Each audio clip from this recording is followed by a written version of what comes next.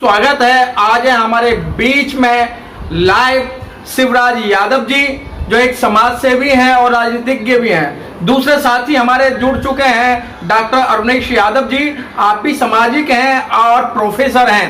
आपका हार्दिक स्वागत है sir. Thank you. Shivraj Singh Yadav ji, किसान आंदोलन को 26 मई को पूरे 6 महीने होने जा रहे हैं और सरकार पे किसी भी बात का असर नहीं हो रहा है। जी, सरकार जो हड़दर्मी पे है और सरकार की जो उद्योगपतियों से सौदेबाजी थी, उसमें किसान पहले से जानता था कि सरकार उद्योगपतियों के हाथों में खेल रही है। उद्योगपतियों को लाभ पहुंचाने के लिए ये तीनों काले कानून लाए गए हैं और उसी सौदेबाजी के तहत सरकार झुकने को तैयार नहीं थी। तो किसान संगठन, किसान नेता, किसान जानते थे, हम लोग जानते थे कि ये सरकार जब तक इसका बस चलेगा तब तक किसी भी कीमत पर किसान की बात न सुनेगी न मानेगी। ये फांसीवादी लोग हैं और फांसीवाद का एक चरित्र होता है कि वो डेमोक्रेटिक बात को डेमोक्रेटिक, ये लोग उसी के तहत लगातार किसानों की आवाज को नकार रहे हैं, दबा रहे हैं। लेकिन क्योंकि किसान की अस्मिता का सवाल है, किसान के वजूद का सवाल है, किसान की रोजी रोटी का सवाल है, किसान की आने वाली नस्लों का सवाल है, इसलिए किसान मरने तक के लिए ये मानने को और इसे स्वीकार करने को तैयार नहीं है। और जो आपने कहा कि 6 महीने होने जा रहे हैं, हो गए हैं। तमाम लाशें वहां पर लोगों ने बॉर्डर पर देखी है किसानों की।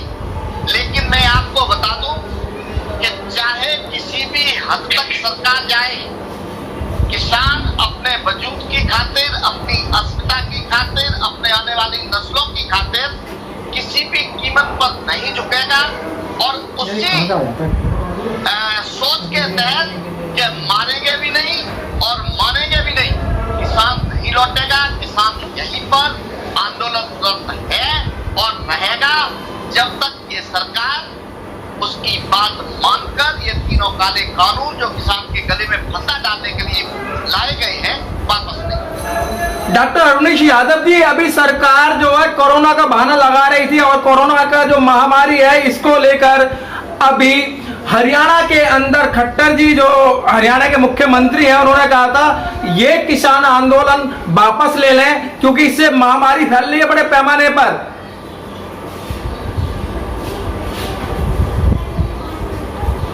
और देखते हुए, महामारी को देखते हुए खट्टर जी ने कहा था किसान जो है इस आंदोलन को वापस ले लें। उसके देखते हुए मेरा सरकार से एक आह्वान है कि अगर सरकार वाकई इस आंदोलन को खत्म करना चाहती है या देश की जनता के बारे में सरकार को रत्ती मात्र भी अगर सरकार की कोई सहानुभूति है, हालांकि पिछले 2 महीने के माहौल को देखते हुए ऐसा लग रहा है कि सरकार को ना तो देश से कोई सहानुभूति और ना देश की जनता से कोई सहानुभूति है।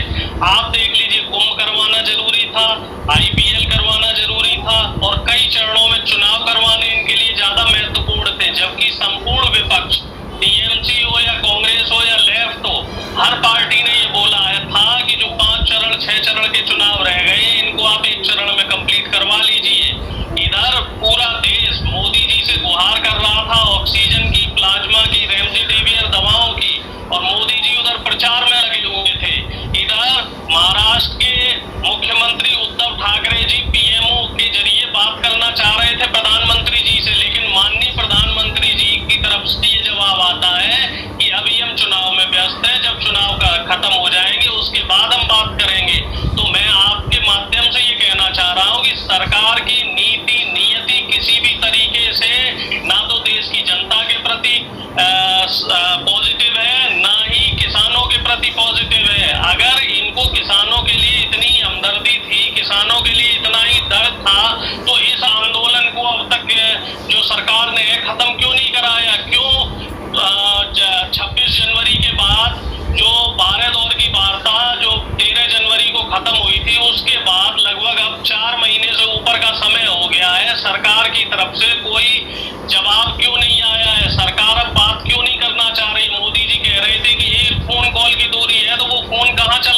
फोन कहाँ छोड़ा है मोदी जी।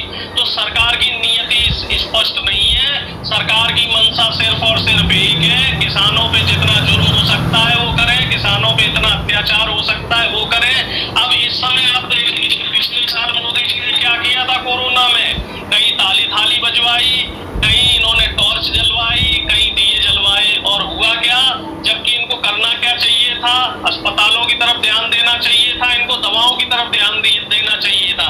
इस साल भी प्रधानमंत्री जी ने क्या किया, प्रधानमंत्री जी चुनावी मोड पर गए, चुनाव प्रचार में रहे, उन्होंने दवाओं पे ध्यान नहीं दिया, अस्पताल पे ध्यान नहीं दिया, प्लाज्मा पे ध्यान नहीं दिया, ऑक्सीजन पे ध्यान नहीं दिया। मैं आपको पहले भी बता चुका हूं कि हमारा देश ऑक्सीजन का सबसे बड़ा निर्माता है, और ये देश का दुर्भाग्य है कि सबसे ज्यादा जो मौतें हो रही है कोरोना में वो ऑक्सीजन की कमी से हो रही है। पिछले एक हफ्ते में गोवा के अस्पतालों में देख लीजिए, कभी 25 लोग मर रहे हैं ऑक्सीजन की कमी से, कभी 30 लोग मर रहे हैं, जबकि गोवा में तो बीजेपी की ही सरकार है। बाकी जगह तो सरकार ये पल्ला झाड़ लेती है कि साहब राज्य सरकार की कमी से ये काम हो रहा है। और कोरोना के फ्रेश के सबसे ज्यादा केस इस समय कर्नाटक में देखे गए हैं, और यूपी में तो आपने हाल देख ही लिया है, नदियों में गंगा नदी का क्या हाल हो रखा है, लाशों से पटी हुई है गंगा नदी। और बीजेपी आईटी सेल उस तरफ ये कह रहा है कि ये जो नदी है वो भारत की नहीं है, गंगा नाइजीरिया में बह रही है। तो ये देश का दुर्भाग्य है कि जो सत्ता में बैठी हुई पार्टी है वो पार्टी सिर्फ जिम्मेदारी से बचने का काम करती है और अपनी जिम्मेदारी विपक्ष के ऊपर रखने का काम करती है। इसको ना तो देश से कोई लेना देना है, ना देश की जनता से कोई लेना देना है।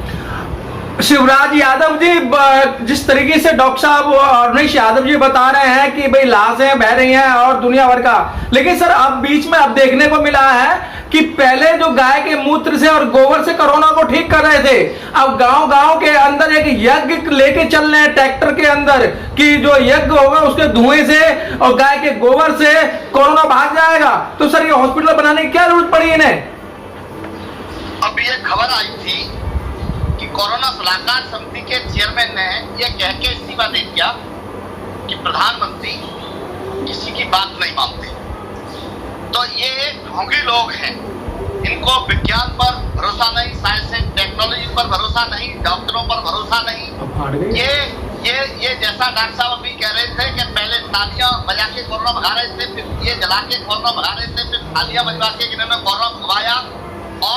और जो व्यवस्था करनी चाहिए थी, डॉक्टरों की व्यवस्था समुचित करनी चाहिए थी, अस्पताल बनाने चाहिए थे, बेड समुचित लाने चाहिए थे, ऑक्सीजन के इंतजाम कराने चाहिए थे और वैक्सीन के इंतजाम कराए जाने चाहिए थे, तब ये मत रहे। और के अंदर खट्टर जी जो हरियाणा के मुख्यमंत्री हैं, उन्होंने कहा था ये किसान आंदोलन वापस ले लें क्योंकि इससे महामारी फैल रही है बड़े पैमाने पर। जी ने कहा था किसान जो है इस आंदोलन को वापस ले लें। उसके देखते हुए मेरा सरकार से एक आह्वान है कि अगर सरकार वाकई इस आंदोलन को खत्म करना चाहती है या देश की जनता के बारे में सरकार को रत्ती मात्र भी अगर सरकार की कोई सहानुभूति है, हालांकि पिछले 2 महीने के माहौल को देखते हुए ऐसा लग रहा है कि सरकार को ना तो देश से कोई सहानुभूति और ना देश की जनता से कोई सहानुभूति है। आप देख लीजिए, कुंभ करवाना जरूरी था, IPL करवाना जरूरी था और कई चरणों में चुनाव करवाने इनके लिए ज्यादा महत्वपूर्ण थे, जबकि संपूर्ण विपक्ष TMC हो या कांग्रेस हो या लेफ्ट हो, हर पार्टी ने ये बोला है था कि जो 5 चरण 6 चरण के चुनाव रह गए इनको आप 1 चरण में कंप्लीट करवा लीजिए। इधर पूरा देश मोदी जी से गुहार कर रहा था ऑक्सीजन की, प्लाज्मा की, रेमडेसिविर दवाओं की, और मोदी जी उधर प्रचार में लगे हुए थे। इधर महाराष्ट्र के मुख्यमंत्री उद्धव ठाकरे जी PMO के जरिए बात करना चाह रहे थे प्रधानमंत्री जी से, लेकिन माननीय प्रधानमंत्री जी की तरफ से ये जवाब आता है कि अभी हम चुनाव में व्यस्त हैं, जब चुनाव का खत्म हो जाएंगे उसके बाद हम बात करेंगे। तो मैं आपके माध्यम से ये कहना चाह रहा हूँ कि सरकार की नीति नियति किसी भी तरीके से ना तो देश की जनता के प्रति पॉजिटिव है, ना ही किसानों के प्रति पॉजिटिव है। अगर इनको किसानों के लिए इतनी हमदर्दी थी, किसानों के लिए इतना ही दर्द था, तो इस आंदोलन को अब तक जो सरकार ने खत्म क्यों नहीं कराया? क्यों 26 जनवरी के बाद जो 12 दौर की वार्ता जो 13 जनवरी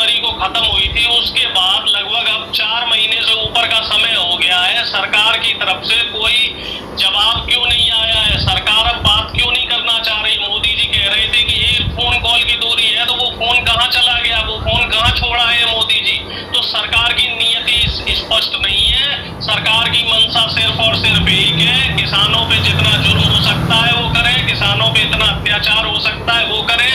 अब इस समय आप देख लीजिए, पिछले साल मोदी जी ने क्या किया था कोरोना में, कहीं ताली थाली बजवाई, कहीं इन्होंने टॉर्च जलवाई, कहीं दिए जलवाए, और हुआ क्या, जबकि इनको करना क्या चाहिए था, अस्पतालों की तरफ ध्यान देना चाहिए था, इनको दवाओं की तरफ ध्यान देना चाहिए था। इस साल भी प्रधानमंत्री जी ने क्या किया, प्रधानमंत्री जी चुनावी मोड पर गए, चुनाव प्रचार में रहे, उन्होंने दवाओं पे ध्यान नहीं दिया, अस्पताल पे ध्यान नहीं दिया, प्लाज्मा पे ध्यान नहीं दिया, ऑक्सीजन पे ध्यान नहीं दिया।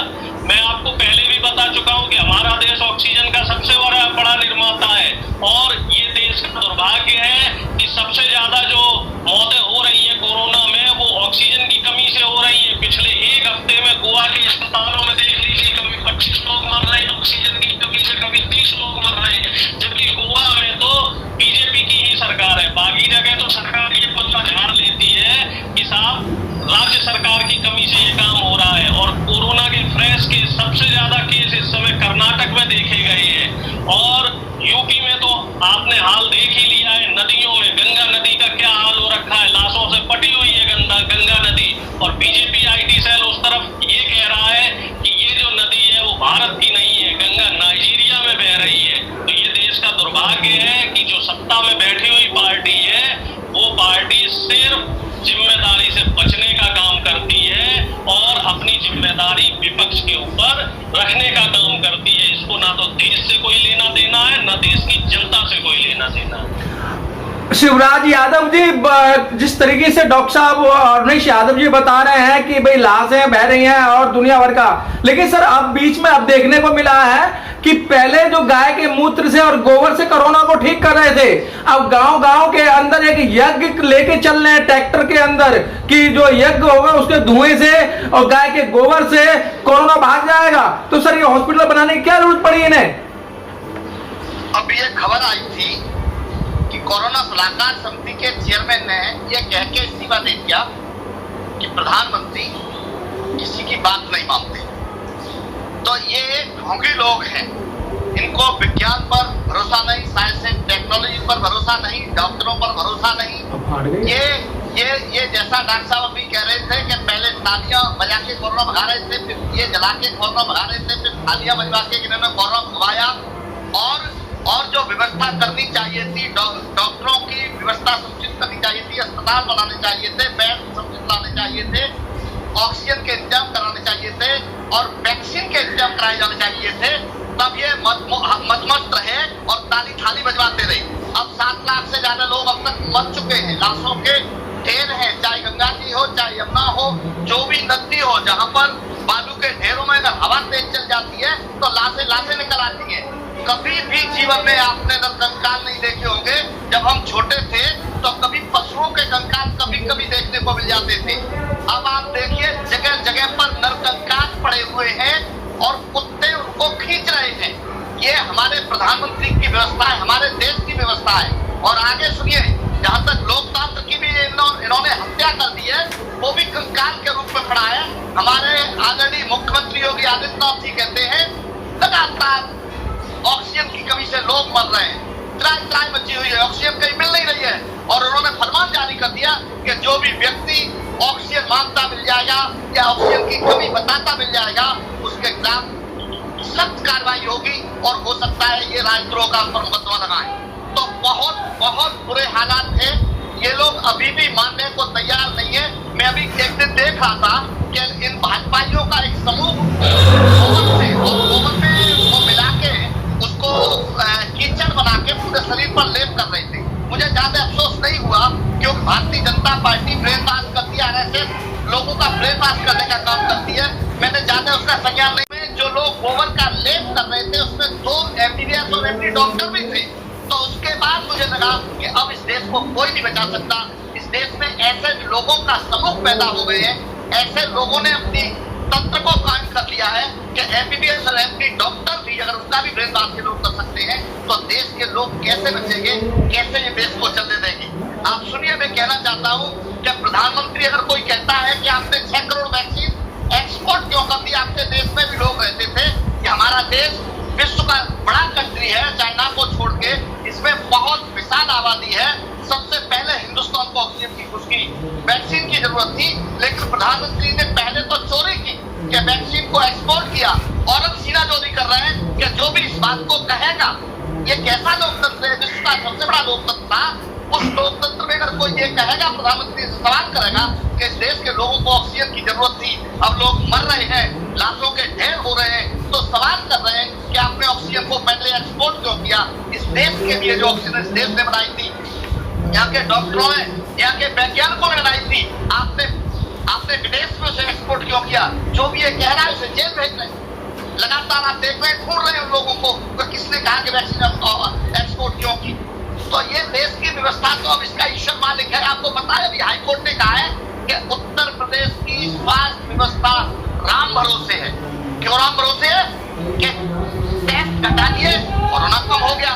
जो सवाल उठाएगा कि डेड बॉडियां आ रही है, लोगों की लाशें निकल रही है, लोग लगातार मर रहे हैं, तो ये सवाल करेंगे तो योगी जी को जेल भेज देंगे। तो ये तो देश में अजीब हालात है। ऐसे तो इमरजेंसी में भी कभी ऐसे हालात नहीं हुए। इमरजेंसी में भी लोग अपनी बात कह पाते थे, लिख पाते थे, लोगों तक पहुंच पाती थी। अब तो प्रधानमंत्री कहते हैं सवाल करोगे तो जेल जाओगे।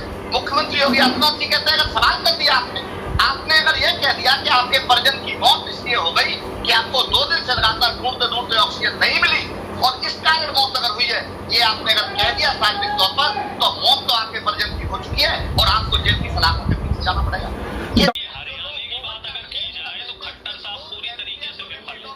खट्टर साहब के हरियाणा के किसान कहीं भी हेलीकॉप्टर नहीं उतरने दे रहे हैं, कहीं भी उनकी रैलियां नहीं होने दे रही है। पंजाब और हरियाणा में तो ये हालात है कि बीजेपी का कोई भी नेता हो, विधायक हो, सांसद हो, वो अपने घर से नहीं निकल रहा है, वो जनता के बीच में उसके अंदर जाने का साहस नहीं है। यही हाल पश्चिमी उत्तर प्रदेश में भी है। पश्चिमी उत्तर प्रदेश में भी जितने बीजेपी के नेता थे वो सारे घर में घुसे हुए हैं, क्योंकि है क्या कि आप झूठ एक बार बोल सकते हो, 2 बार बोल सकते हो, यहाँ तो 12 बार की वार्ता विफल रही।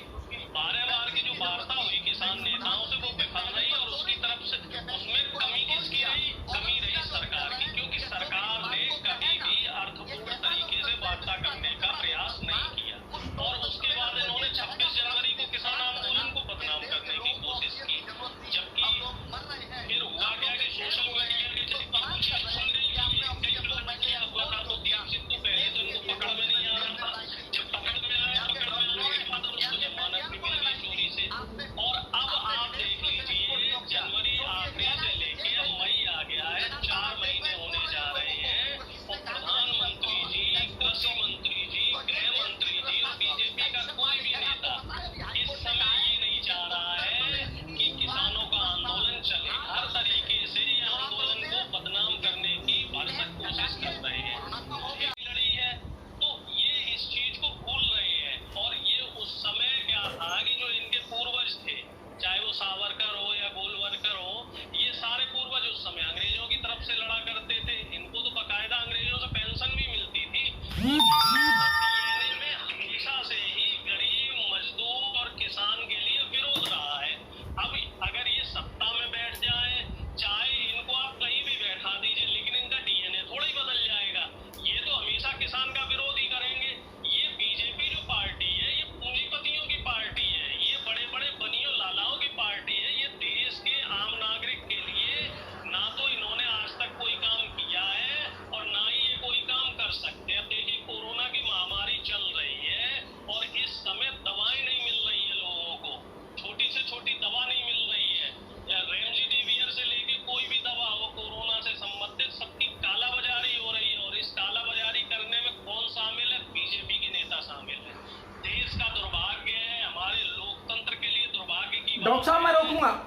महाराष्ट्र के पूर्व मुख्यमंत्री देवेंद्र फडणवीस जी, हाँ डॉक्टर साहब, व्यापारी रेमडेसिविर दवा की कालाबाजारी करता हुआ पकड़ा गया और देवेंद्र फडणवीस जी उसकी पैरवी करने के लिए पहुंच गए। जब वहां पे कमिश्नर ने कहा कि साहब ये तो कालाबाजारी कर रहा है, तो फडणवीस जी कह रहे हैं ये हमारी पार्टी का नेता है, इसको छोड़िए। ये वीडियो भी वायरल हुआ था, इसको बाद में सोशल मीडिया पे बीजेपी आईटी सेल और सरकार प्रशासन के द्वारा दबाव बना के इसको हटवाया गया। और इसके बाद भी अभी गाजियाबाद की घटना बता रहा हूं मैं आपको, 6 बीजेपी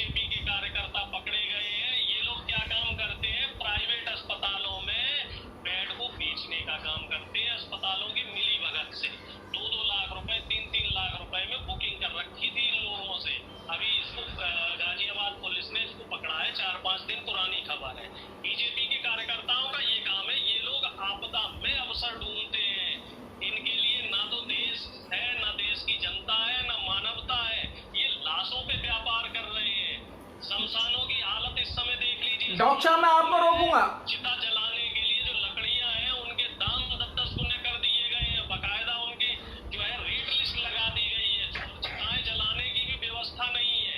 तभी तो ये जो गंगा यमुना में लाशें बह रही हैं, क्योंकि देश के हालात इतने बुरे हो रखे हैं कि शमशान घरों में लाश को जलाने की जो है जगह नहीं है और व्यवस्था नहीं है लोगों के पास। गाँव में तो हालात और ज्यादा खराब हो रखे हैं इस समय, गाँव में तो कोई चेकिंग ही नहीं हो रही है। फांसीवादी लोग हैं, उस बात को हम बार बार उसको रखते हैं। फांसीवाद का जो चेहरा होता है वो अपना काम तो सारा करेगा। आप देखिए किसानों से कह रहे हैं महामारी के टाइम में आप जहाँ पर बैठे हुए नुकसान हो रहा है और खट्टर जी पहुंच जाते हैं वहां पर उद्घाटन करने, बड़ी उसको करने। आपने बंगाल में अभी देखा बड़ी बड़ी रैलियां की, कोरोना नहीं था। आसाम में रैलियां की, कोरोना नहीं था। अभी प्रधानमंत्री कार्यक्रम करते हैं, मुख्यमंत्री कार्यक्रम करते हैं, कोई प्रॉब्लम नहीं है, लाखों लोगों को इकट्ठा कर लेते हैं। और सड़क पर एक मजदूर अगर सब्जी लेने पहुंच जाएगा तो उस पर डंडा चलाया जाता है। एक डॉक्टर अगर अपने अस्पताल जा रहा है तो उसे रोका जाता है, उससे सवाल किया जाता है।